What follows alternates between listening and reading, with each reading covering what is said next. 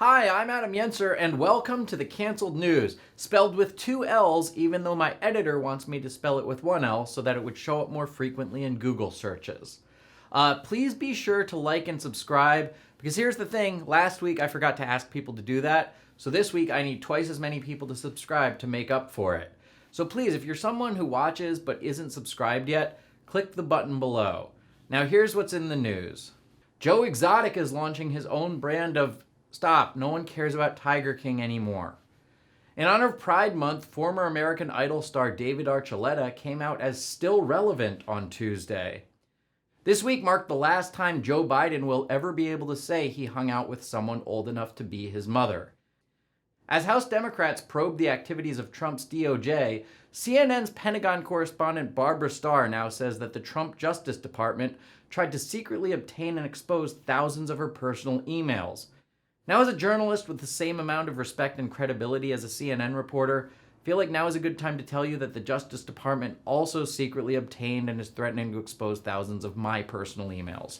Now, I'd rather not do this, but I feel like the only way to rein this in is to take control of the situation and reveal and own the contents of my private emails myself. So throughout the show, I'll be releasing my personal email communications. Here's the first one. This is from me to the Canceled News writers on June 10th. Hey guys, we need a better running bit this week than the email thing. It's convoluted, it takes too long to set up, doesn't have strong jokes. Let's keep pitching.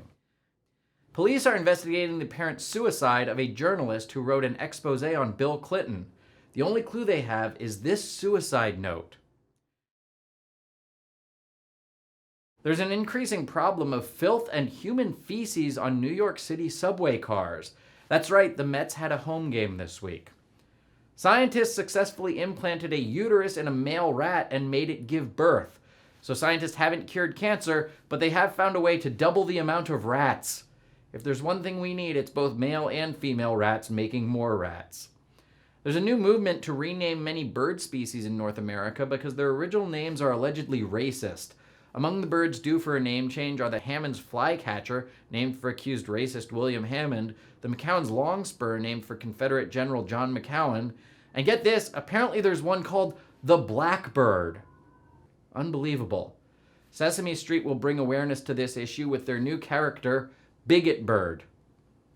And while we can change their names, birds need to do their part to stop racism too. Specifically, you have to stop eating this. It's not okay. Stop it. Now, one of my leaked emails pertains to this story, so I might as well read it now. This is from June 13th. Should I really do the Niger seed joke? I get that we're not actually showing the slur, but it's a risk and it makes me uncomfortable.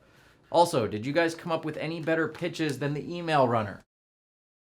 Scientists have determined that humans could reproduce on Mars after discovering that sperm can survive in space, which means Elon Musk and Grimes could one day welcome another equation. Astronauts discovered that sperm could survive in space by mast orbiting. An Indian man who was the head of the world's largest family with 38 wives and 89 children died this week at the age of 76. He kept having children because every time he'd have sex, his wives would say, "Thank you, come again."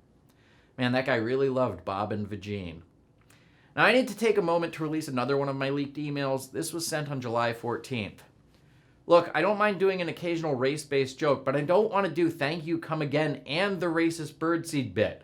Please pitch some better options. I don't want to be stuck doing both. Also, how are the alternate pitches to the email bit coming along? $1.2 million worth of cocaine washed on shore near the new Space Force base in Florida. Florida police say it's the least amount of drugs they've ever seen. Both Conan O'Brien and Stephen Colbert welcomed live audiences back to their late night shows this week, and Lily Singh welcomed back her audience member as well. Now it's time for me to expose another email. Guys, the jokes are sucking this week. Libs are going to watch this and use it as more evidence that conservative comedy sucks. Kamala laughing last week was great. Please pitch more along those lines so I don't have to do the email thing. A new survey found that 1 in 5 Americans think Niagara Falls is in Iceland, which is embarrassing. We should all know that. Let's get that number up to 5 out of 5. A Pekingese named Wasabi won Best in Show at this year's Westminster Dog Show. So birds have to change their racist titles, but this Chinese dog with a Japanese name is the best dog in the world. The Atlanta home where R. Kelly allegedly held women captive has sold to a new owner. No word on whether the new owner plans on releasing the captive women. Responding to reports that many Americans want him to run for president, Dwayne "The Rock" Johnson said that it would be a humbling honor. Of course, he also said that about playing the Tooth Fairy. DC has cut a scene from the new Harley Quinn animated series in which Batman performs oral sex on Catwoman, saying heroes don't do that.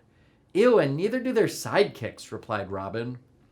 Former SNL star Rob Riggle said that during his divorce proceedings, his wife has been using hidden cameras to spy on him. The videos were shown in court, marking the first time anyone has watched anything starring Rob Riggle.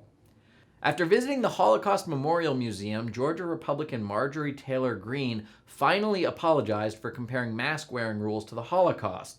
She said, "You can understand my thinking. I mean, both things were bad, but I guess the Holocaust thing was a little worse."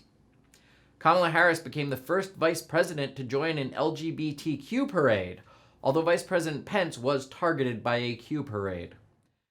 Now, it's been difficult and challenging exposing my personal emails throughout this episode, but I've made it to the last and most difficult one. This was sent June 17th. F*** it, I'll do the fucking stupid email bit, but please come up with a strong ending so I don't have to just cut to the title card after this one.